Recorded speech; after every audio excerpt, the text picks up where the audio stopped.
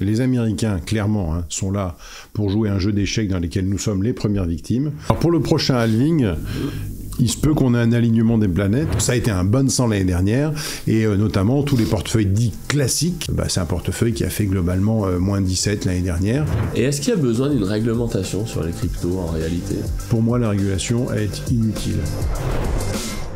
Louis-Alexandre de Fossard, bonjour, merci d'être avec nous sur Grand Angle Crypto. Bonjour Richard, mais c'est gentil de m'accueillir de nouveau sur Grand Angle Crypto.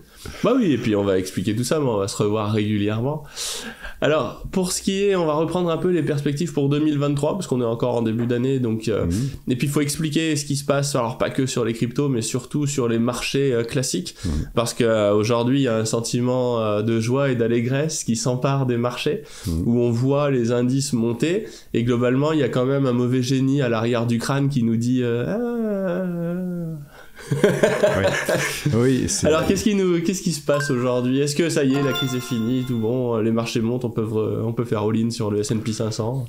Alors en fait, déjà, ça dépend qu'est-ce qu'on prend comme performance. Mais nous, les Français, on a une approche qui est totalement biaisée. Pour nous, le CAC 40 est au plus haut, historique, ou quasiment. Bon, ça c'est biaisé, parce que déjà, si on était en dollars et on était américain, le CAC 40 serait à moins 12 par rapport à ses plus hauts.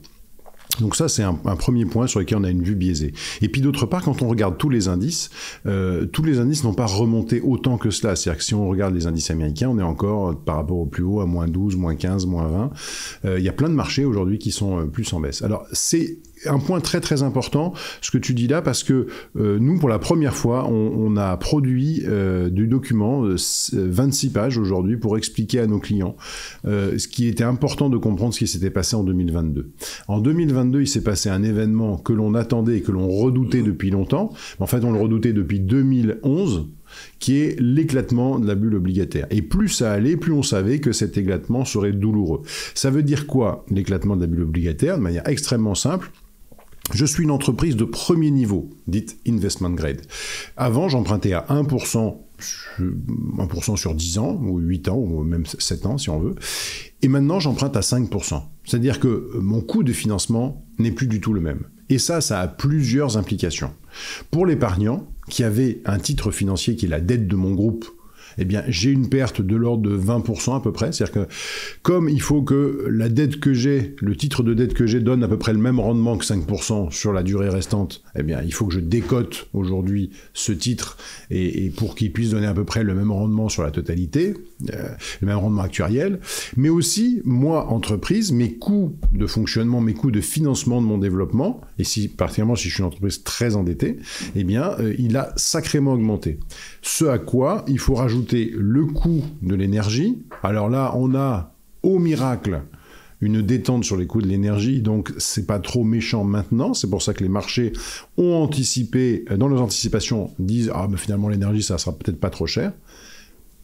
Ça, on a un bouclier qui va protéger les entreprises à 280 € le mégawatt. Oui, d'accord, sachant qu'aujourd'hui en France on produit pour beaucoup moins cher, et c'est un producteur d'énergie hydraulique qui vous le dit. Voilà, parce que nous on est à peu près payé en moyenne à 110, voilà, en prix d'achat. Et en fait, on a cette menace aujourd'hui sur l'énergie qui est importante, et puis on a aussi, comme on a une remontée des taux, on a une recherche par les banques centrales d'une récession. Et donc, cette recherche de récession pour casser la spirale inflationniste va pas amener du bien dans le résultat des entreprises. Donc, en fait, si on prend le point exact, on a premièrement une énergie qui coûte plus cher, un financement qui coûte plus cher et des potentiels de récession. Le marché, lui, qu'est-ce qu'il voit? Il voit qu'en fin d'année, la politique monétaire pourrait s'améliorer. Attention, s'améliorer, on est bien d'accord, c'est uniquement un arrêt de la hausse des taux. Même stabilisation. Ouais, stabilisation de la hausse des taux. Même pas un desserrement monétaire. Donc tout ça, c'est anticipé. Ce qu'on peut remarquer, c'est qu'aujourd'hui, les marchés anticipent tout trop vite. Et on va au-devant de déceptions. Enfin, en tout cas, nous, on reste très prudents aujourd'hui et on cherche plutôt à sortir un peu des gestions classiques. Ça a été un bon sang l'année dernière, et notamment tous les portefeuilles dits classiques, un portefeuille qui c'est un portefeuille 60% obligations, 40% actions, c'est un portefeuille qui a fait globalement moins 17 l'année dernière. Le plus prudent de la bande, il a pris 20% dans les gencives. Oui, selon les critères de prudence en vigueur dans les banques. Entre 17 et 20%. Heureusement, nos clients n'ont pas été exposés comme ça. Mais en tout cas, c'est ça qui est un vrai sujet. Et cette année, si on a eu une belle augmentation, un beau rebond, et il concerne que très peu d'indices au niveau mondial, petit 1, et petit 2, c'est très fragile. Et est-ce qu'il faut aussi rentrer dans le détail, parce que j'ai l'impression en 2022 qu'il y a eu des plaques tectoniques qui ont bougé, que l'Europe a énormément perdu sur le long terme avec justement l'accès à l'énergie en Russie, et que du coup cette énergie qui ne va plus en Europe, elle ira ailleurs. Et voilà, est-ce que tu peux nous parler de ça? Parce que les indices, ils ont ça aussi de trompeur, que le CAC 40 n'a rien de français. Le CAC 40 ne représente pas l'économie française. Bah oui, 35%. Voilà, globalement, ça a été dit ici sur ce plateau, mais c'est globalement le CAC 40 représente à 35% ce qui se passe en France et 65% c'est ce qui se passe ailleurs pour les entreprises françaises. Parce que c'est des multinationales, ça. Bien sûr, c'est tout des multinationales. Et si je prends le cas d'Hermès, on sait très bien que les ventes d'Hermès, c'est pas le dynamisme des ventes en France qui va faire le résultat du groupe. C'est pas Montsoleil qui achète du Hermès. Non, pas forcément. Plutôt en Chine. C'est plutôt en Chine, mais bon, voilà, c'est aussi à New York, on parlera après des États-Unis. Donc en fait, oui, il y a des changements. C'est-à-dire qu'en fait, quand on touche au prix de l'énergie, déjà, on touche au PIB. Faut pas se leurrer. L'énergie est un élément majeur de la construction de la croissance du PIB. Si j'ai une énergie qui vaut 2 à 3 fois plus cher, il est évident que ça aura des impacts sur mon PIB. Et si aujourd'hui on essaie de les compenser avec de la dette, on ne pourra pas toujours les compenser avec de la dette. Ensuite, cette énergie, où est-ce qu'elle part? Eh bien, l'énergie russe, elle a tendance à partir dans l'Extrême-Orient. Elle part d'ailleurs pour revenir. Faut pas se leurrer. Aujourd'hui, parce qu'ils savent pas quoi en faire. Mais... Exactement. Mais demain, quand la Chine aura repris ses taux de croissance, puisque le plan décidera du taux de croissance, il faudra reprendre le taux de croissance du plan, on aura de toute façon une consommation d'énergie plus importante dans les pays d'Extrême-Orient, et donc ça veut dire qu'on aura moins de capacité à récupérer cette énergie. Deuxièmement, il faut savoir que on a fait un cadeau, en fait. Les Américains, clairement, sont là pour jouer un jeu d'échecs dans lequel nous sommes les premières victimes. Et ils ont fait, sans le vouloir, un cadeau aux Chinois, puisque les Chinois ont pris les places que les Européens ont laissées en Russie. C'est un premier point. Mais surtout, les États-Unis réussissent à affaiblir l'Europe pour asseoir leur domination. C'est pour ça que, en gestion de portefeuille, aujourd'hui, il est quand même important d'aller dire que l'Europe n'est pas forcément ce qui nous donne des signaux d'espoir. Par contre, l'Asie et les États-Unis, pas pour les mêmes raisons, nous semblent être des régions dans lesquelles il y a un potentiel de croissance non négligeable. L'un par la puissance politique. Les États-Unis ont une puissance politique pour imposer leurs intérêts. Et puis la Chine, l'Inde, enfin tout l'Extrême-Orient, il y a aussi une population très importante au niveau de la planète, et ces gens-là ont une capacité aujourd'hui de croissance en réserve.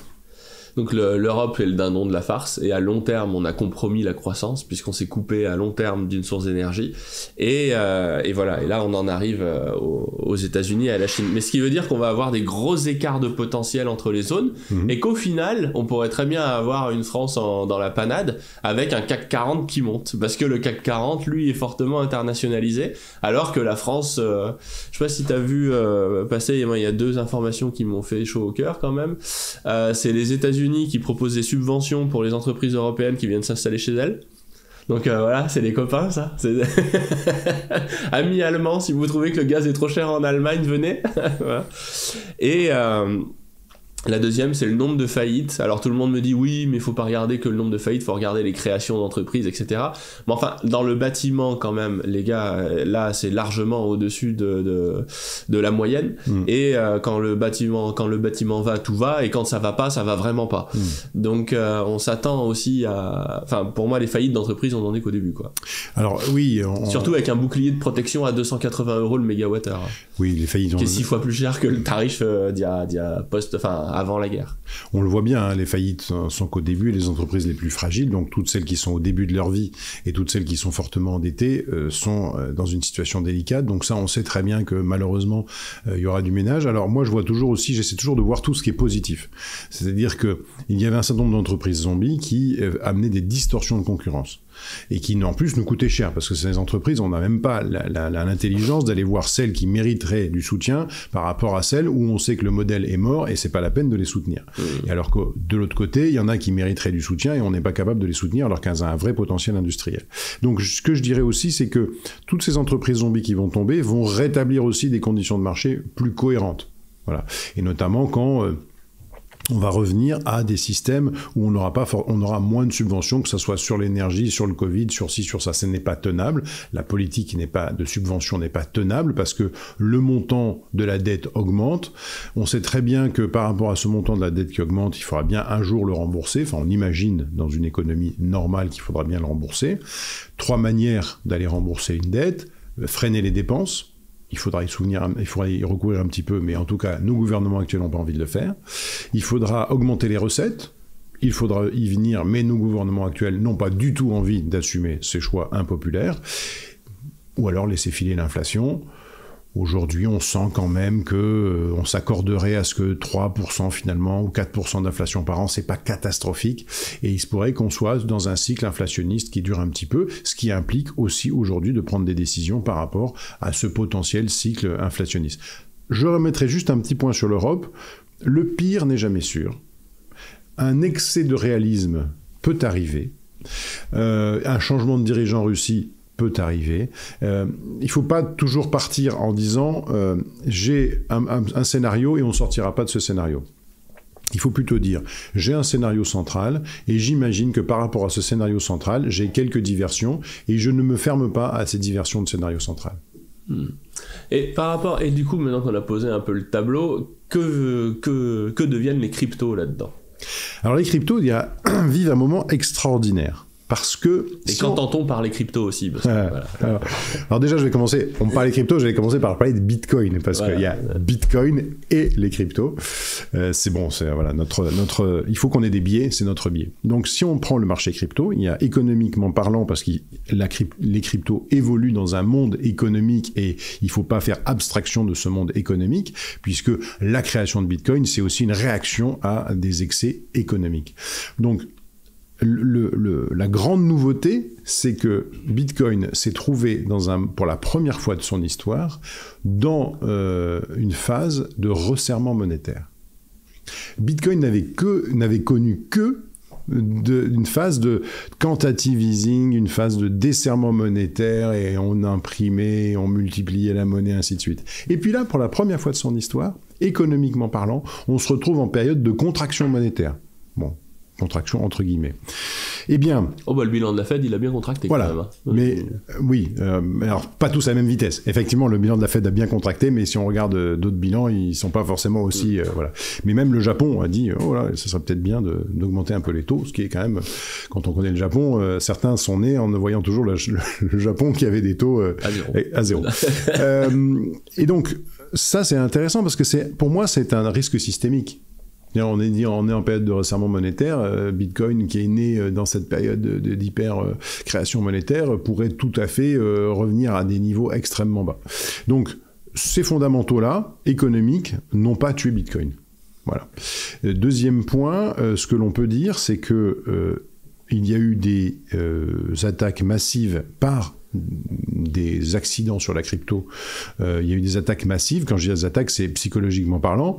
Je suis le leader d'un marché. Donc quand je suis le leader d'un marché, je suis toujours dépendant de ce qui se passe sur ce marché. Quand le marché immobilier baisse, Foncia, qui est un des leaders du marché, est impacté par la baisse du marché. Celui qui représente 0,01% du marché, il peut ne pas être impacté. Donc il y a eu Celsius, il y a eu FTX, maintenant Genesis, il y a eu tout un tas de très mauvaises nouvelles industrielles dans le secteur. Et c'est peut-être pas fini d'ailleurs. Et c'est peut-être pas fini. Et ces mauvaises nouvelles n'ont pas, là non plus, tué Bitcoin. Mais plus que n'ont pas tué, ce qu'on regarde, nous, c'est l'adoption l'adoption de Bitcoin dans le Layer 1, donc Bitcoin en tant que tel, et puis aussi la couche Lightning qui est au-dessus, qui sert à faire du paiement basé sur la blockchain Bitcoin. Et là encore, on ne peut que constater qu'il y a une traction, comme on dit, il y a toujours une augmentation régulière de l'usage. Donc ça, c'est un point très très important. Après, il y a les autres cryptos qui ont, pour certaines, beaucoup plus souffert de la correction des prix. Bon, par rapport à la baisse sur les NFT, on peut dire que certaines cryptos s'en sortent bien. Avec moins 80, quelquefois, c'est bien. Par rapport à des NFT qui ont pu perdre des moins 99%. Et ça fait une énorme différence. L'écart n'est pas de 20%. L'écart n'est pas de 20 points, il est bien plus grand. Mais je dirais que c'est presque salutaire. C'est-à-dire qu'il y a une période de surchauffe où qu'on mette de l'argent, on faisait de la performance. Et quand on en est là, on n'est plus dans l'investissement, on est dans le casino. Et encore dans un casino totalement déréglé, dans lequel le patron du casino aurait décidé de distribuer les fonds propres. Revenons à la mesure et revenons à nos moutons. Aujourd'hui, Bitcoin n'est pas mort et Bitcoin est toujours le driver du marché. On a un rebond depuis quelques temps. On ne va pas non plus, une hirondelle ne fait pas le printemps, mais en tout cas, c'est pas inintéressant, parce que ça montre à un certain nombre de détracteurs que la baisse s'est franchement arrêtée. Et puis tu sais, là-dessus, je discutais avec des gars qui ont des exchanges, mais pas non-custodial, et donc ils font simplement passer les plats, quoi, voilà, d'euros à Bitcoin et à Ether, et ils me disaient que eux, ce qu'ils voyaient, c'est surtout une grosse vague de fonds qui n'avait jamais changé, les gens qui font du DCA, qui s'alimentent en crypto, etc.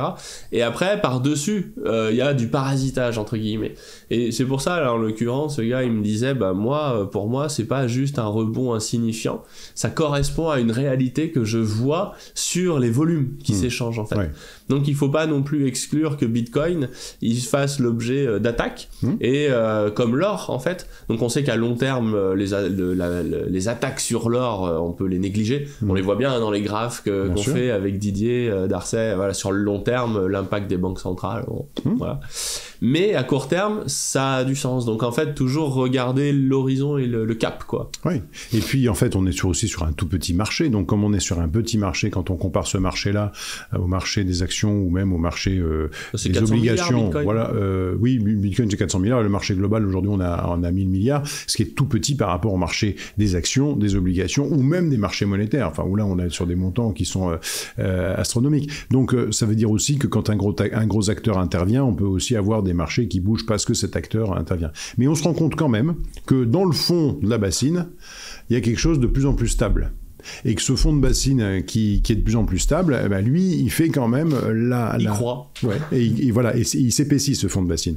Et ce qui fait que ce qui bouge au-dessus, il y a moins de choses qui bougent. Et cette adoption, on la voit en continu. Et on le voit même chez nos clients. Et notamment, avec Michel, on va préparer un papier là-dessus, justement, en disant, et si les prix, finalement, avec les halvings qui sont de plus en plus marginaux maintenant, parce que en rapport de la supply, et là, si les prix étaient drivés plutôt par l'adoption, plutôt que par des phénomènes de marché. Et on va essayer justement de modéliser ça pour voir s'il y a des corrélations intéressantes, quoi. Alors pour le prochain halving, il se peut qu'on ait un alignement des planètes, c'est-à-dire que l'on ait peut-être un début de desserrement monétaire, peut-être une fin de récession, ou en tout cas les signaux qui anticipent en fait cette fin de récession, et donc que ce halving là, donc cette division par deux de la rémunération des mineurs et cette division par deux de la création monétaire amène quand même un impact très positif sur les cours, même si je suis d'accord, à long terme. Ça va peut-être le dernier. Si je regarde la ligne bleue des Vosges,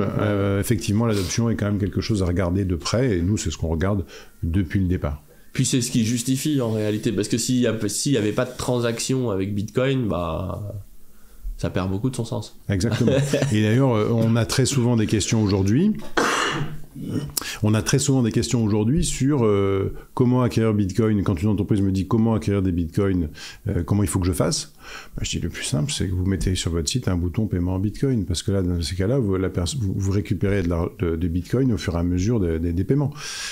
C'est quelque chose de simple, c'est aussi simple que cela. Alors, le problème en général, c'est la facturation.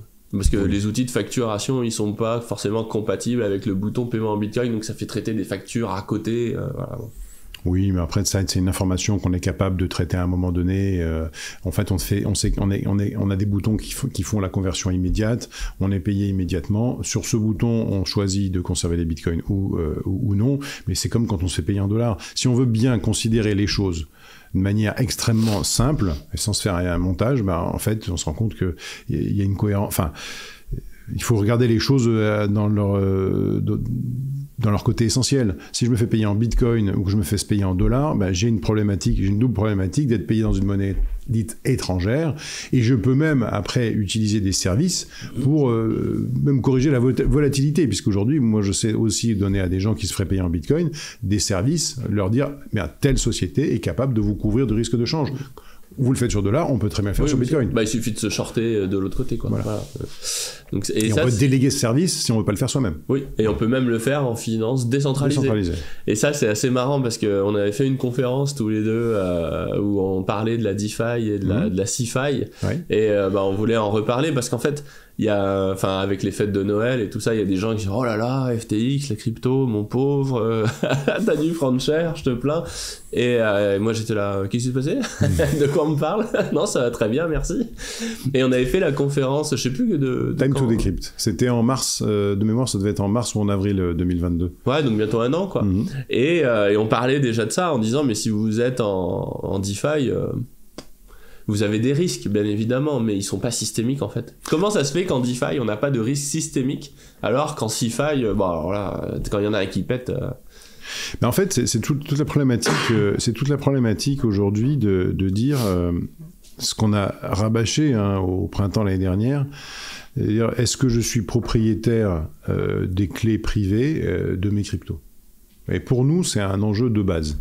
Voilà, c'est l'essence même du truc. Voilà, c'est-à-dire que si on commence à aller sur les cryptos en se disant c'est un sous-jacent comme un autre sur lequel je vais aller faire de la performance, je pense qu'on n'a pas compris une grosse partie du message. Voilà, ce n'est que mon avis. Ceux qui sont comme ça sauront se reconnaître. Mais en tout cas, la DeFi amène à quelque chose d'assez intéressant, c'est qu'elle permet de consacrer l'utilité des smart contracts. Et j'aime pas ce terme de smart contract, je dirais de contrats automatisés. Ils sont pas intelligents. Voilà. C'est des scripts bébêtes. Ils sont automatisés. Il faut juste qu'ils soient assez bien sécurisés pour éviter de se faire hacker. Mais en tout cas, parce qu'il y a quand même des risques en DeFi quand on a des hacks, c'est quand même important de faire auditer ces smart contracts. Et à une époque du DeFi Summer ou du DeFi Summer, il y a beaucoup de gens qui ont copié ce que faisaient les autres avant l'audit de sécurité. Donc en fait, ils ont copié un truc, ils ont copié une source, et puis l'audit de sécurité a lieu. Là, cette source, elle s'est sécurisée, mais eux, ils ne se sont pas sécurisés. Il y a eu des forks d'AV, je crois, où les gars, ils ont copié bêtement, sauf qu'ils s'en servaient pas de la même façon, et du coup, quand on comprend pas ce qu'on fait, le copier-coller, c'est rarement une bonne idée. Voilà. mais en dehors de ça, c'est pour ça qu'on ne faut pas dire toute la DeFi, c'est extraordinaire. La DeFi, ce qu'on avait dit, ce qui est très important aujourd'hui, à redire aujourd'hui, c'est, on avait parlé du rendement. En fait, le rendement, il ne vient pas de nulle part. La construction du rendement. La construction du rendement. Si, pour Christine Lagarde, l'inflation vient de nulle part, je la laisse à la responsabilité de cette parole. Nous, on a expliqué en quelques pages qu'elle ne venait pas de nulle part. Vous le retrouvez sur le blog. Mais pour revenir au rendement de la DeFi, au rendement, par exemple, qu'on peut trouver sur la DeFi, il y a une cohérence toute simple pour aller le trouver. Si je prends un exemple d'une pool de liquidité. Alors, une pool de liquidité, pour ceux qui ont encore du mal à saisir, c'est je veux être capable d'aller d'une crypto à une autre crypto. Pour ça, plutôt que d'aller sur une plateforme changer mes cryptos, on met ce qu'on appelle un automatic market maker, comme un carnet d'ordre, et dans lequel ce carnet d'ordre va gérer automatiquement la liquidité de la crypto A vers la crypto B. Ce qui veut dire que si je veux savoir quel est le rendement qu'on me propose, et surtout si je veux savoir s'il est cohérent ou pas, c'est très simple. Je prends les transactions sur un mois dans cette pool, c'est-à-dire qu'est-ce qui est allé de A à B, qu'est-ce qui est allé de B à A, quels sont les frais. Donc, comme tout est traçable, je vois sur cette pool quelle est la somme des transactions, quelle est la somme des frais. Voilà, une fois que c'est ça, je peux dire, globalement, il y a tant de frais, donc ça doit nous donner un rendement de X. Et le service rendu, c'est du change. Voilà, et donc là, si jamais je me rends compte que le rendement, il est 2 fois, 3 fois cela, je dois commencer à me poser des questions. Alors, il y a 2 solutions. Soit ce rendement, il est très élevé parce qu'on me paye en monnaie de singe, c'est-à-dire on me paye dans une 3e monnaie qui n'est pas la crypto A ou la crypto B. Et à ce moment-là, vu que on peut en créer autant qu'on veut, pour moi ça n'a pas de valeur, mais en tout cas certains y accordent de la valeur, ça c'est facile. C'est le cas de Sushi Swap. Pareil, voilà. Ils vous donnent des sushis. Voilà. Ou comme le pire, c'était le cake, mais bon. Et en plus, c'est pas très grave parce qu'on peut très bien dire, je me couvre du sushi en vendant mon sushi dès qu'on me le donne. Voilà. Il y a des mécanismes. Voilà, mais il faut vraiment le vendre tout de suite et ainsi de suite. Et ensuite, et c'est là où on se rend compte que quelquefois le rendement n'est pas exactement celui qui est affiché quand on le vend tout de suite parce que ça tendance à se faire dumper un peu. Et ensuite, il y a un deuxième point, c'est est-ce que je suis payé dans l'une des deux ou les deux cryptos que j'ai mis dans ma pool? Et à ce moment-là, c'est totalement différent. Et si, par exemple, ma pool est capable de me donner, ma pool fait 6% de frais au total, parce qu'elle est très très utilisée, 6 ou 7% de frais au total, et qu'on commence à me donner plus de la moitié de ça, ou plus que ce rendement initial, parce que la pool peut choisir de prendre peu de frais, ou pas ou peu de frais, et bien à ce moment-là, si j'ai plus que ce que ça génère comme frais, c'est que ça vient d'ailleurs. Et il faut que je me renseigne sur d'où ça vient. Parce que c'est là que les problèmes arrivent. Il y a aussi cette composante sur la DeFi où comme tout est affiché et transparent, puisque c'est sur la blockchain, on ne peut pas mentir, eh bien quand un composant pète, tout ce qui dépend de lui pète avec, mais ça prend 2 heures quoi. Ça... on peut difficilement cacher quand il y avait eu des problèmes avec le Terra Luna UST là, il y avait une pool qui utilisait de l'UST ou du Luna je sais plus sur Curve. Cette pool a pété avec et puis on a vu et puis en 2 heures tout le monde était remis d'équerre. Ouais. Et c'est assez fantastique parce que FTX qui a pété je sais plus quand en novembre, non c'est ça, on est toujours en train de regarder son voisin en disant t'en avais toi t'en as dans les poches et tout le monde non. Et même certains qui ont annoncé sur Twitter nous on en a pas, on craint rien, etc. Et puis 2 jours plus tard, ah mince, en fait si, on en avait les gars, désolé.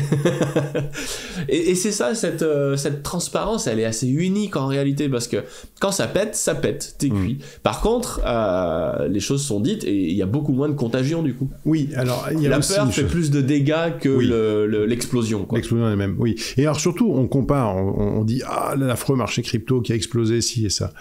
Si je prends Lehman Brothers, parce que je m'en souviens bien, globalement, c'est des événements dont on se souvient dans une vie professionnelle. Et que c'était pas si gros, les Lehman Brothers. Non, c'était pas milliards. Si gros. Pourquoi on n'a pas eu une explosion globale du système alors qu'on aurait pu avoir des défauts beaucoup plus importants? Parce qu'on arrête la cotation. Ouais. C'est comme les Twin Towers. On arrête les cotations, on les suspend pendant 1 jour, 2 jours, 10 jours. Et pendant ce temps-là, les gens flippent. Oui, mais ce que je veux dire par là, c'est que on va bloquer les choses pour que les gens quittent la première émotion et qu'on ait le temps de faire passer les messages pour rassurer les gens. On a pris en DeFi ou dans la crypto, c'est totalement différent. Tout le monde est laissé face à sa peur, tout le monde est laissé face à son angoisse, et il n'y a pas de régulation qui permet de bloquer ça. Alors certains disent oui, mais on voudrait absolument une régulation. Oui, mais est-ce que si la régulation aboutit à une certaine manipulation, est-ce que c'est bon ou pas ? Pour illustrer ça, je sais pas si tu connais l'histoire du marchand de Samarcande. C'est une histoire soufie. Et en fait, t'as un marchand qui va à Samarcande et puis il croise la mort qui va vers Samarcande. Et du coup, elle lui dit mais vous allez où? Moi je vais là-bas. Moi je suis la peste et il y aura 10 000 morts. Alors le marchand il fait demi-tour. Il dit je reviendrai la prochaine fois. Et puis 1 an plus tard, il retourne à Samarcande et puis il recroise la mort. Et il dit attendez, vous m'aviez dit que vous allez faire 10 000 morts, en fait il y en a eu 100 000. Et il dit ah oui, moi j'en ai pris 10 000, mais la peur elle en a pris 90 000. Ouais. Donc oui, ces éléments-là, c'est quelque chose qu'il faut connaître. C'est-à-dire que si on veut aller sur des marchés régulés, on sait que aussi ces marchés régulés, ils sont régulés aussi d'une manière qui est de nous protéger. Donc cette manière de nous protéger, c'est aussi une perte de liberté. Donc c'est un choix. On n'oblige personne à venir sur le marché des cryptos. Mais par contre, avant de venir sur le marché des cryptos, il faut bien en comprendre les règles. C'est un jeu dont on doit bien comprendre les règles. Ce n'est pas un jeu, c'est un jeu, c'est une manière de parler. La bourse aussi peut être vue comme un jeu, mais c'est un endroit où, si on ne comprend pas bien les règles, si on ne comprend pas bien de quoi il s'agit, il vaut mieux s'abstenir. Voilà. Et il faut savoir aussi que les périodes de crise sont des périodes d'opportunité. Beaucoup de nos clients qui nous ont fait confiance ont continué à parfois renforcer leur DCA, leur achat quotidien ou hebdomadaire de crypto. Et aujourd'hui, ils ont moyenné des prix qui font qu'ils sont positifs sur Ether, ils sont pas très loin d'être positifs sur Bitcoin, alors que ça fait depuis le début d'année qu'ils font ça, ou même certains avant. Donc, il faut aussi prendre conscience de cette absence de règles, comme aussi la présence d'opportunités. Et est-ce qu'il y a besoin d'une réglementation sur les cryptos en réalité ? Et d'ailleurs, de quoi parle-t-on quand on dit une réglementation sur les cryptos ? Alors, ça dépend à qui on s'adresse. Voilà. C'est-à-dire que si on s'adresse à des gens qui prennent le temps de faire leurs propres recherches, si on s'adresse à des gens qui sont adultes et qui ont décidé d'investir dans le savoir avant d'investir dans le système, pour moi, la régulation est inutile et inopérante, et elle est faite par des gens qui seront toujours en retard par rapport au marché. Et on l'a vu, la réglementation court toujours après le marché, et la réglementation, elle aurait dû interdire les CDS à l'époque où on a eu la crise de 2008, on aurait dû interdire la vente d'assurance sans avoir l'obligation sur laquelle on veut s'assurer. Ça n'a toujours pas été fait, donc ça montre que la régulation, elle est inefficace aujourd'hui, elle n'arrive pas à suivre le marché sur les marchés dits régulés. Après, si on s'adresse à des gens qui sont non avertis et qui veulent quand même aller sur ce marché alors qu'ils sont non avertis, ce qu'il faut faire, c'est qu'il faut qu'ils aient eu conscience et connaissance des risques et des opportunités. L'AMF récemment vient de mettre l'accent sur des plateformes de royalty immobilier, enfin d'investissement immobilier un petit peu originales. Bon. Eh bien, c'est rare que je dise que l'AMF a raison, mais l'AMF a eu raison d'avertir en disant « Attention, je pense que les clients ne sont pas toujours conscients de ce dans quoi ils investissent. Ils ne sont pas conscients de la propriété ou la nature de ce qu'ils achètent. Et il faudrait absolument qu'ils le soient véritablement, qu'ils soient véritablement conscients de ce qu'ils achètent. » Et ça veut dire quoi ? Ça veut dire qu'on fait remplir un quiz aux gens en disant si vous n'avez pas 15 sur 20, vous n'avez pas le droit d'accéder ? Alors un quiz, ça peut être une... Je pense qu'aujourd'hui, il y a des quiz qui devraient, interdire l'accès à certains actifs. Mais surtout dans la définition des risques et dans la définition du rendement. Voilà, c'est des choses qui sont importantes parce que il faut savoir qu'est-ce que je possède.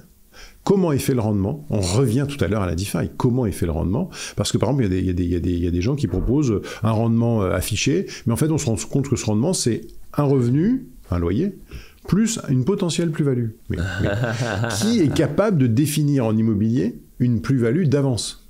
Moi, je suis capable de déterminer un TRI, un taux de rendement interne, si j'achète un bien et que, sur une opération, j'achète un bien, je le finance à 80% par la dette, donc j'amène 20%, capital de départ, je finance 80%, au bout de 10 ans, je revends ce bien, j'ai amorti une partie du crédit avec les loyers, ces 20% du départ, combien ils font à la fin ? Et là, j'ai un TRI, un taux de rendement interne de l'opération. Voilà. Et ça, je peux le calculer comme ça, même sans plus-value. Je ne mets pas de plus-value dedans. Je dis simplement, les loyers m'ont payé une partie du crédit, donc moi j'ai déboursé ça, j'empoche ça au bout de 10 ans. Ça, c'est mon TRI. C'est facile. On peut dire à des clients, voilà, à 0 de plus-value, vous avez un TRI de 8% sur l'opération. Ça, on peut le dire. Mais quand on commence à dire, voilà, 10% parce qu'on estime qu'il va y avoir une plus-value de temps, non, on fait pas ça. On fait pas ça. Et surtout, on explique bien aux gens qu'est-ce qu'ils acquièrent. C'est-à-dire, si aujourd'hui, on a dit dans la DeFi, qu'on acquiert des jetons qui ont une quantité illimitée de création, aujourd'hui, on acquiert de la monnaie de singe. Elle n'a strictement aucune valeur. Donc en fait, ce que tu es en train de dire, c'est qu'il faudrait que les gens qui veulent investir dans la crypto s'abonnent à Grand Angle Crypto à la lettre, parce que quand on fait des dossiers sur l'equity, sur des tas de projets, on en passe déjà quelques pages et quelques schémas pour expliquer, parce qu'en fait les gens adorent comprendre. Enfin nous en tout cas, nos abonnés, ils adorent comprendre. Et ensuite on leur dit, après vous faites pas, nous on s'en fiche, de toute façon on n'a pas de com, vous faites ce que vous voulez, c'est votre vie quoi. Mais en fait c'est pour ça qu'on trouve des synergies entre nos deux manières d'aborder les marchés, parce que nous on a décidé de faire du conseil à l'acquisition de crypto, donc acquisition, conservation, sécurisation, déclaration, formation, revenus quand c'est opportun, et puis transmission. Et ça rejoint tout à fait vos abonnés qui, eux, veulent comprendre ce qu'ils font, et vous mettez en place des stratégies que nous, on pourra très bien mettre en œuvre pour eux, si jamais l'occasion se présentait. Et donc, c'est ça qui nous rassemble, c'est qu'on souhaite que nos clients comprennent pourquoi Pourquoi on souhaite que nos clients comprennent? Ça, c'est un point central. Il y a un point totalement égoïste, hein. C'est que plus mon client comprend ce qu'il fait, moins il y a de chances qu'il me dise « Ouais, vous m'avez vendu un truc, j'ai rien compris, c'est votre stratégie. » Non, c'est la stratégie que nous avons mis en place pour vous. Et plus il a un niveau de compréhension, plus il a de chances de savoir réagir aux bonnes comme aux moins bonnes nouvelles. Il n'y a rien de pire que quelqu'un qui a une bonne nouvelle et qui n'est pas capable de l'analyser. Parce que il ne sait pas du coup s'il faut prendre ses bénéfices ou pas. Voilà. Et parfois il prend pas ses bénéfices quand il faut le faire et donc il a des mauvais comportements. Donc le premier des points c'est de dire bon voilà, la personne risque moins de nous remettre en question parce qu'elle a compris ce qu'elle faisait. Si elle a pas compris, ça va pas forcément bien aller. Et puis deuxièmement, je ne vois pas comment dire à des gens d'investir dans quelque chose qu'ils ne comprennent pas. Pour moi, il y a quelque chose qui est de l'incohérence de base. On ne fait pas ce métier si on. Enfin, c'est comme si aujourd'hui on disait à quelqu'un. Vous avez un permis voiture automatique, vous inquiétez pas, je vous montre comment on passe les vitesses, hein, je vous donne un tuto pour comment on passe les vitesses, et puis vous partirez bien avec cette voiture et qu'il y a une boîte de vitesse mécanique. Non, parce que à mon avis, ça va pas aller très loin. Ça va pas aller très loin. Donc, ce qui est important, on s'est retrouvé aussi parce que on aime bien cette partie où les gens doivent comprendre ce qu'ils font. Et c'est pour ça d'ailleurs qu'on a mis en place, là, ça fait combien de temps qu'on y bosse dessus Ça fait 7-8 mois, oui, depuis la dernière vidéo. Ouais, c'est ça.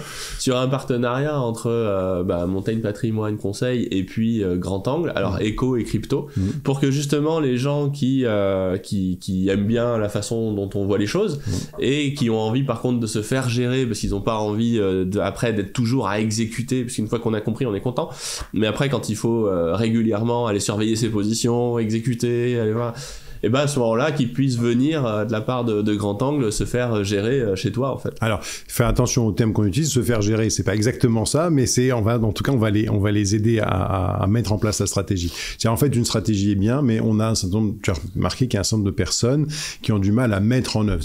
Qu'est-ce que je vais choisir? Est-ce qu'il faut que je le fasse dans un compte titre en France ou ailleurs? Est-ce qu'il faut que je le fasse dans une assurance vie, luxembourgeoise ou non? En fonction des montants, il y a différentes possibilités.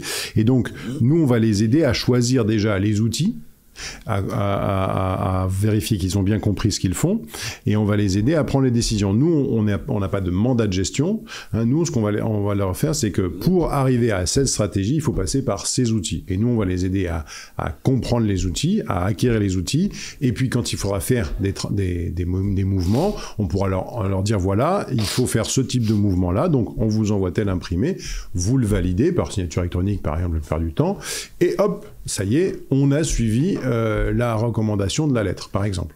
Et ce qui est important aussi de comprendre, c'est que quand on parle c'est pour ça que nous, on n'est pas du conseil financier avec la lettre Grand Angle Crypto, parce que c'est de la presse. Et en réalité, vous lisez, et puis vous dites « Ah oui, c'est super, j'aime bien, je fais ». Mais il y a toute une dimension qu'on ne peut pas traiter, et c'est pour ça que c'est de la presse et pas du conseil financier, qui est la situation personnelle.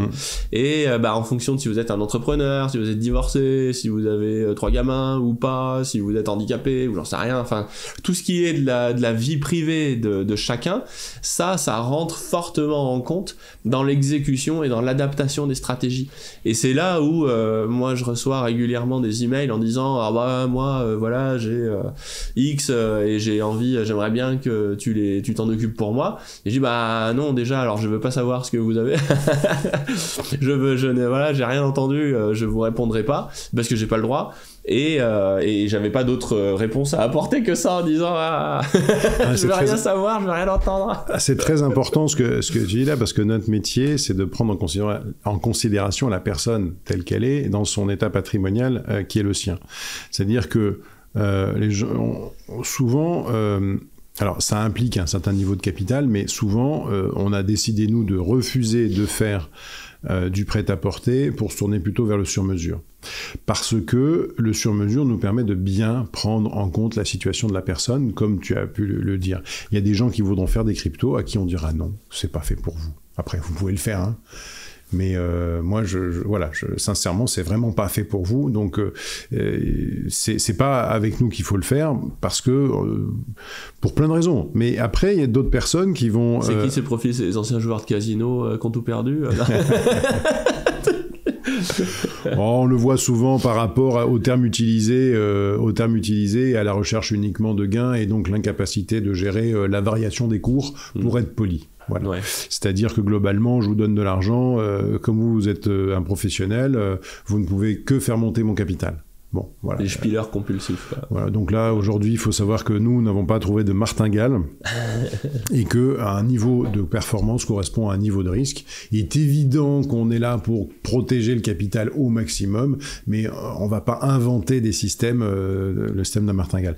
Donc ça, c'est un premier point, mais on va dire que ça, c'est vraiment un point qui est secondaire. Le point principal, c'est qu'on va adapter le conseil à la personne.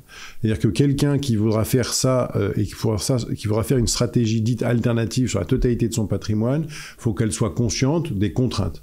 Il y a des stratégies qui sont liquides, des stratégies qui sont moins liquides. Il y a des stratégies qui sont faites à les faire sur le court terme et d'autres qui sont à les faire sur le moyen et long terme.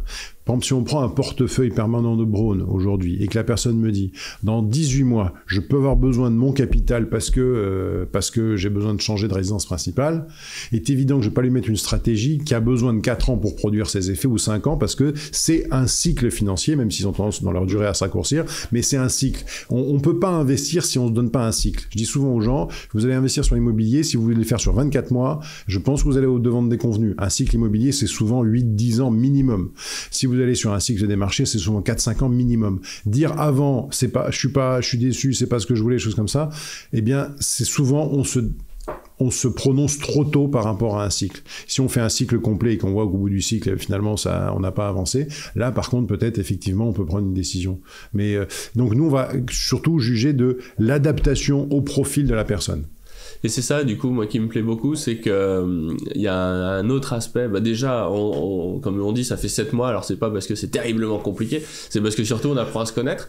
Et moi, ça doit faire, je sais pas, 4 ans que je cherche des gens qui sont capables de relayer de décliner les stratégies qu'on donne sur Grand Angle Éco à des gens qui cherchent à les donner à faire à quelqu'un. Et en fait, je trouve pas, non pas qu'il y ait pas de CGP en France, mais en général, les CGP viennent avec des produits déjà faits et ils sont plus là pour vous expliquer pourquoi vous en avez besoin. Voilà.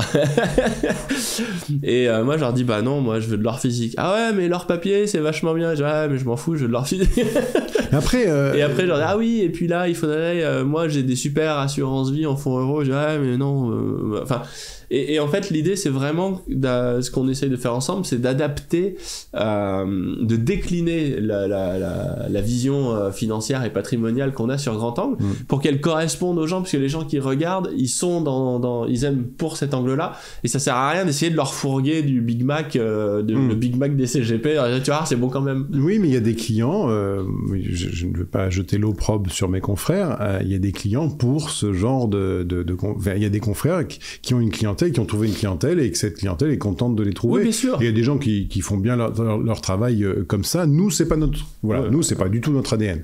Nous, on a deux manières d'adresser ces questions-là. Soit on a des gens qui ont juste besoin d'être rassurés sur leur capacité à faire seuls, parce qu'il y en a qui seront capables de le faire seuls, et à la limite de faire un point régulier. Pour ça, on a créé quelque chose qui s'appelle la consultation patrimoniale, et on va en dédier une à l'accompagnement des stratégies Grand Angle et Grand Angle Crypto. C'est une demi-heure. Il y aura d'ailleurs un code de réduction avec vous. Mais c'est une demi-heure dans laquelle on fait un point, et cette demi-heure va coûter, elle coûte habituellement 120 €, mais vous verrez, vous aurez un code de réduction. Mais c'est pourquoi on a fait ça, parce que ça permet de mettre notre expertise à disposition de plus petits budgets sur un temps donné. C'est-à-dire en une demi-heure, on résout souvent un problème où on fait faire une économie à des clients. Et puis les gens qui veulent faire un point trimestriel, ben, ils peuvent prendre dans l'année 4 consultations et comme ça, c'est fait. Ça permet aussi d'aller traiter des gens qui n'ont pas forcément des gros budgets. Après, on va traiter pour les autres problématiques, pour les autres patrimoines, ben là, on va traiter dans le cadre soit d'un abonnement pur de conseil. On est capable de faire des abonnements de conseil qui sont purs et on est payé sur le conseil uniquement, on n'est pas payé par les produits. c'est ce qu'on privilégiera de toute façon dans notre partenariat. Et oui, parce que la grande spécialité des CGP, c'est de se faire rétro-payer par les assurances, les fonds, les choses comme ça. Parfois, nous, on l'utilise, mais au moins, c'est clair. C'est-à-dire que nous, quand on l'utilise, c'est marqué noir sur blanc. Par exemple, je fais un contrat d'assurance vie luxembourgeois avec un dépositaire et quelqu'un qui va passer les ordres. Au total, ça vous coûte 1,05% par an parce que ça me permet d'avoir certains avantages. C'est 1,05% par an. Vous savez, par exemple, que moi, je vais récupérer, en fonction du montant que vous avez placé, peut-être 0,40 ou 0,50. Point. C'est marqué noir sur blanc, et vous le savez. Dedans, il y a pas le fonds or, parce que on va essayer d'aller prendre de l'or physique. Sur le fonds de l'or physique, peut-être que si vous allez acheter, je toucherai 30 €, ça sera marqué noir sur blanc, que vous achetiez 10 000 ou 20 000, voilà. Après, on va utiliser tel et tel titre, et si on arrive à trouver un titre sans rétrocession, on le fera. S'il y a un titre avec rétrocession, on vous le dira. Voilà. Et nous, on n'a aucun sujet là-dessus, on n'a aucun sujet à dévoiler notre rémunération, parce qu'on pense que notre travail doit être rémunéré. Il y a une expertise, il y a une équipe, on est 10 maintenant dans l'équipe, et que cette expertise, elle doit aussi se faire rémunérer. Et du coup, pour être tout à fait clair, là, comme on lance ça, on va voir ce que ça donne.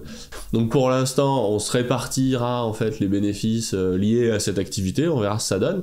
Et puis après, plus tard, on verra. Mais pour être tout à fait honnête, on n'a même pas encore fixé les pourcentages, parce que ce qui nous intéresse, c'est vraiment de mettre en place le tuyau, de mettre en place et en fait la question de l'argent, elle est toujours secondaire, parce que il faut déjà quelque chose qui fonctionne, qui répond à un problème, et puis quand il y a de l'argent à répartir, on se posera le problème, on posera la question, mais en fait, ce qui est très important dans un partenariat, c'est déjà de voir s'il répond à une question, s'il répond à un problème. Si on se rend compte que ça ne répond pas à un problème, on aura essayé. Personne n'en veut. Voilà. Bon. Et puis si au contraire, comme on le pense, ça répond à une problématique, ça répond à une préoccupation, à ce moment-là, on aura de toute façon un partenariat qui nous permettra aussi de rendre la partie qui lui revient à grand angle, tout simplement. Et ce qui est chouette, c'est qu'on le fait à la fois sur la partie éco, donc grand angle éco, c'est de la finance traditionnelle, où on couvre tout le spectre des actifs financiers classiques, et sur la partie crypto. C'est pareil, trouver des CGP qui se sont formés à la DeFi, ça court pas encore les rues quand même, hein. On va pas se mentir, c'est encore un monde assez obscur pour beaucoup de gens, hein. Il y en a, et j'en connais. Il y en a des biens, et j'en connais, et je connais maintenant, on se connaît, donc c'est bien ça le souci, c'est qu'on se connaît presque tous, de ceux qui ont fait des formations en crypto. Et donc, ce qui est aussi important, c'est qu'on garde cette liberté. C'est-à-dire que s'il y a une stratégie proposés par Grand Angle ou Grand Angle Crypto avec lesquels je ne suis pas d'accord, eh bien Richard va quand même rester copain avec moi si je lui dis non, ça je peux pas le mettre en place parce que pour des raisons de réglementation ou d'autres choses, je ne peux pas le mettre en place. C'est pas pour autant qu'on va dire voilà. Donc on a cette liberté, et comme lui par exemple peut dire non, vous comme client, je pense que c'est pas vers Montaigne Patrimoine ou Montaigne Conseil et Patrimoine que je dois vous envoyer. On garde cette liberté, et pour nous, dans ce genre de partenariat, ça ne peut fonctionner que si on est totalement libre l'un vis-à-vis de l'autre. Après, il est évident qu'on pourra toujours travailler les angles du partenariat, mais toujours avec ce caractère de liberté. Et alors, question importante, en fait, qui est-ce que ça concerne? Parce que typiquement, quand on fait du conseil, on fait travailler des gens, et du coup, ces gens-là ont un tarif horaire, et il faut que ce tarif horaire, il soit supporté par le rendement qu'on attend de l'investissement, et c'est pour ça que du coup ça concerne des montants minimum, parce que sinon au bout d'un moment, si c'est pour se faire conseiller et que ça coûte plus cher que ce que ça rapporte, ça n'a pas de sens, voilà. Oui. Exactement. Donc en fait on a décidé qu'il y avait deux possibilités, la possibilité donc de faire des rendez-vous d'une demi-heure qu'on appelle les consultations patrimoniales que l'on retrouve sur notre site, et donc il y aura des consultations patrimoniales Grand Angle et Grand Angle Crypto. Là vous avez besoin d'une demi-heure et ça coûtera 100 € avec ta réduction Grand Angle, et ça vous permettra de faire un point quel que soit le montant. Ça vous permet déjà de vous donner quelques pistes. Bon, et puis de le faire régulièrement. Ensuite, si on veut parler de mettre en place une stratégie et que ça soit rentable pour tout le monde, je pense qu'il faut se fixer un minimum à peu près de 100 000 €, parce qu'en dessous, comme tu dis, Richard, ça risque d'avoir des contraintes, c'est-à-dire que même si nous on fait un effort au début, si on se rend compte qu'il n'y a pas de rentabilité, le service se dégrade. Et ça, faut être adulte pour le dire que c'est une bonne collaboration, c'est une collaboration où tout le monde gagne sa vie. C'est-à-dire le client a le service qu'il attend et nous on a la rémunération qu'on attend et ça c'est important. Donc sur un compte titre classique, on peut se fixer à 100 000 et si jamais on veut faire de l'assurance vie, moi je ne ferai de l'assurance vie que sur ce type de support au Luxembourg. Je pourrais vous expliquer en détail pourquoi le Luxembourg, c'est parce que notamment on a un tiers qui est un dépositaire qui n'est pas l'assureur, ce qui permet de rajouter un niveau de sécurité très intéressant. Hein, on n'a rien, il n'y a pas d'avantage fiscal à être au Luxembourg, que les choses soient extrêmement claires là-dessus. Et là, on peut commencer à faire des choses à partir d'un capital de 250 000 euros. Il n'y a pas de montant maximum, mais ceci étant, là encore, on ne mettra pas une stratégie grand angle éco sur la totalité de votre patrimoine. Comme si vous voulez faire une stratégie crypto et que ça représente 50% de votre patrimoine, nous on mettra un haul là, parce que il y a des choses qu'on peut faire et des choses qu'on ne peut pas faire, des choses sur lesquelles on peut vous suivre ou des choses sur lesquelles notre conseil sera de dire non, là, ça c'est pas possible de faire comme ça. Et ça c'est vrai que c'est notre ambition chez Grand Angle, c'est d'arriver à couvrir tout le spectre, c'est-à-dire que celui qui a peu d'argent, eh ben, il s'en sort avec une lettre parce qu'il apprend par lui-même, il fait et il sera mieux servi par lui-même, déjà en ayant des bases et voilà. Et puis ensuite, quand on arrive à des certains montants, où justement on a besoin de déléguer parce que on s'est fait les dents un peu quelque part, on a déjà compris, et puis on dit bon, on délègue, bah là il faut un prestataire. Et surtout au moment où ça rentre en ligne de compte, par exemple moi j'ai changé de pays, je suis passé de la France à la Suisse, bah rien que ça, sur le patrimoine déjà il y a 2-3 questions qui arrivent. Est-ce que le PEA il fait partie de l'exit tax ou pas, machin, enfin il y a toute la situation personnelle, elle se développe pleinement quand il y a beaucoup d'argent, pour le dire clairement. Quand c'est des petits montants, en dessous de 100 000 balles, personne ne vient trop vous embêter. Voilà. Et puis il y a des services qui font ça un peu à la McDo, quoi, à la va-vite. On peut se contenter de faire les choses à la grosse quand c'est des petits montants, quoi. La seule exception, c'est quand on a une capacité d'épargne, puisque nous on a beaucoup de jeunes... Oui, c'est le vieux qui parle. On a beaucoup de jeunes qui viennent nous rejoindre, de jeunes entrepreneurs, et qui ont, eux, des flux d'épargne importants. Et donc, on va pas... C'est combien important ? C'est le début, le montant minimum pour être considéré comme un flux d'épargne important. Ah ben, on se retrouve avec des gens qui ont la capacité de passer 15 000, 20 000, 25 000 euros par an. Et là, oui. Donc ça, c'est important parce que on va pas mettre une stratégie à 50 euros par mois, on va pas utiliser le même service quand on va mettre 50 euros par mois ou quand on va mettre 2 000 ou 2 500 euros par mois dans une stratégie. Et donc, là encore, nous, on est tout à fait conscients et c'est pour ça qu'on est une équipe avec différents âges. Il y a quelqu'un dans chaque dizaine. Il y a des gens qui ont 20, des gens qui ont 30, des gens qui ont 40, des gens qui ont 50 chez nous. Comme ça, au moins, on est présent dans toutes les dizaines. Et bientôt quelqu'un qui aura 60. Et donc ça permettra... non, il faut être délicat. Et donc par rapport à ça, on est capable d'adresser différentes typologies de clients par rapport aussi à différentes manières de fonctionner. Mais voilà, il y a un principe de réalité. Ce principe de réalité, il est là. Il est soit on fait une demi-heure, soit on a une épargne, une capacité d'épargne importante, soit on a un capital minimum de 100 000 euros pour que... Voilà. Et puis 250 000 en assurance vie pour aller sur l'assurance vie luxembourgeoise.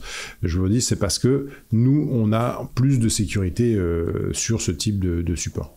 Puis dans les questions, c'est vrai que les consultations à 100 euros, moi j'aime bien le principe parce que 100 euros ça peut paraître cher, mais typiquement si vous avez des questions genre sur la transmission, sur l'héritage, ou alors sur les divorces, ou la cession d'entreprise, et ben moi, enfin, pour avoir cherché, pour avoir, franchement, donné 100 balles et avoir sa réponse, c'est déjà quelque chose de... Mais même... Ça rend service, quoi. C'est quand on... Parfois, vous savez, un truc tout bête, hein, 100 euros pour relire, pour faire une lecture rapide des statuts. J'ai pas dit pour les corriger. Hein. J'ai dit pour faire une lecture rapide des statuts de société.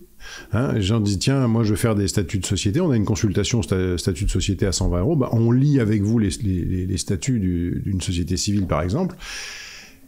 Parfois on peut assez rapidement vous dire non mais ça correspond pas à votre objectif, ça c'est pas assez personnalisé ou ainsi de suite, ou par exemple le rattachement d'enfant. Et les gens, est-ce que je rattache mon enfant majeur ou pas? Ben, c'est une consultation qui vaut 120 euros. Et ben cette consultation, souvent l'enjeu il est de 1200, 1300, 1400 euros. Est-ce qu'on ne peut pas dépenser 120 euros pour aller avoir une économie de ce montant-là? Mais il y a plein d'exemples comme ça. Et par exemple, on a aussi développé une demi-heure, une crypto. Les gens disent, moi, j'ai pas les moyens d'acheter un abonnement chez vous. Ok, très bien. Eh ben, expliquez-moi Bitcoin en une demi-heure. Voilà, eh ben, on lui explique Bitcoin une demi-heure, et à la fin, qu'est-ce qu'il sait? Il sait à quoi ressemble Bitcoin, où est-ce qu'on peut en acheter, comment il faut le mieux en acheter, et ainsi de suite. Et parfois, ça change la vie à une demi-heure. Hein. Et d'ailleurs, c'est un modèle qui est déjà connu, parce que ça a fait la fortune du SVP 1111, où c'est un numéro de téléphone pour les entreprises, vous appelez, vous avez une question légale, vous avez un gars, il vous répond, ça vous donne... Enfin, voilà, et je trouve que c'est bien de l'avoir pour les particuliers, parce que je pense que la plupart des gens qui regardent savent pas ce que c'est que le SVP 1111. Mais voilà, donc on espère que là, pour la peine, ça va fonctionner et qu'on va trouver un rythme avec un partenaire, c'est pour ça qu'on en parle depuis des mois avec Louis. Voilà, et puis sur la crypto, on est 3 à pouvoir répondre, hein, c'est important, il n'y a pas qu'une personne. Il y a moi-même, Lucas et Louis, puisqu'il y a aussi un Louis et un autre Louis. Et puis de l'autre côté, sur la partie plus classique, on est 4 à pouvoir répondre, voire 5, puisqu'on a aussi une notaire dans l'équipe. Dans ces cas-là, il s'agit de Yann, qui est le patron de la cellule technique. Après, il y a Julien, qui est en front office. Après, il y a Pauline, qui est en front office. Et puis, on a aussi Sophie, qui est notre notaire, qui est donc diplômée du notariat, diplômée de gestion de patrimoine, et donc avec lesquels on traite toutes les problématiques juridiques et droits de la famille. Et là, justement, on travaille à décliner aussi avec Didier des stratégies qu'on voit dans la lettre de Grand Angle Éco, qui sont plus tradies pour ceux que ça concerne. Quoi. Voilà, on est très curieux de l'application du portefeuille permanent de Braun dans un environnement... Le portefeuille du rentier, comme on l'appelle. Oui, mais dans un environnement qui est le sien, c'est-à-dire un environnement de taux non administré artificiellement bas. C'est-à-dire que faire un portefeuille permanent de Braun avec des taux à 0 pendant 10 ans, effectivement, ça manque un tout petit peu de cohérence. Par contre, quand on recommence à avoir des problématiques comme celles qu'on a aujourd'hui, inflationnistes, c'est un portefeuille qui nous semble assez intéressant à mettre en œuvre en complément d'une stratégie ou à la place d'une stratégie existante. Et d'ailleurs, le portefeuille de Brown qu'on met en œuvre dans la stratégie Grand Angle, d'ailleurs, Didier a montré que c'était des obligations synthétiques.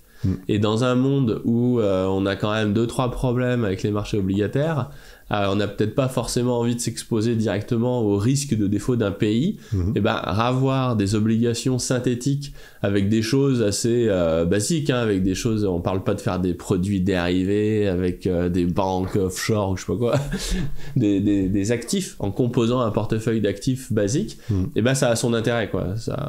Oui, tout à fait. Et surtout, on est aligné, par exemple, sur un certain nombre de préoccupations aujourd'hui dans le monde actuel. Et on s'est retrouvé sur certaines questions. Alors, c'est toujours pareil, hein, on n'est pas aligné sur tout, mais on est aligné sur l'essentiel. Merci beaucoup, Louis. C'est un plaisir de t'avoir reçu. Un grand plaisir aussi. Et puis, à très bientôt pour des rendez-vous réguliers sur Grand Angle et Grand Angle Crypto. Merci beaucoup. J'en prie. Au revoir. Au revoir.